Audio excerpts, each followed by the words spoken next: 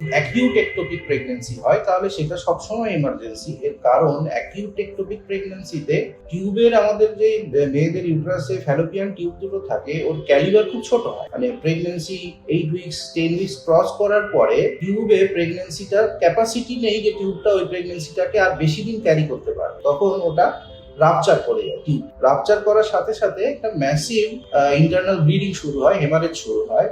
এই ব্লিডিংটা এতটাই সিভিয়ার হয় যে পেশেন্ট উইদিন ফিউ আওয়ার্স শকে চলে যেতে পারে due to blood loss, internal haemorrhage.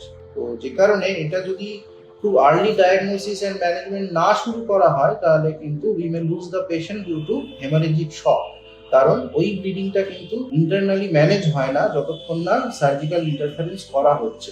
R second part হচ্ছে যদি ক্রনিক একটোপিক, অনেক পুরনো একটা একটোপিক ছিল টিউবে, ওটা আর বাড়তে পারেনি, ওটা ওই অবস্থাতেই রয়ে গেছে, সেটা আর বাড়ছে না, এই একটোপিক গুলো কিন্তু খুব এমার্জেন্সি হয় না। এগুলো আলট্রাসোনোগ্রাফিক্যালি আমরা পিরিয়ডিক আলট্রাসোনোগ্রাফিতে দেখে দেখে সাইজটা বাড়ছে কি কমছে, তার সাথে বিটা এক্সজি টাইটার বলে একটা ব্লাড টেস্ট হয় যেটা আমরা দেখে নিই যে প্রেগনেন্সিটা ও কন্টিনিউ করতে পারছে কিনা।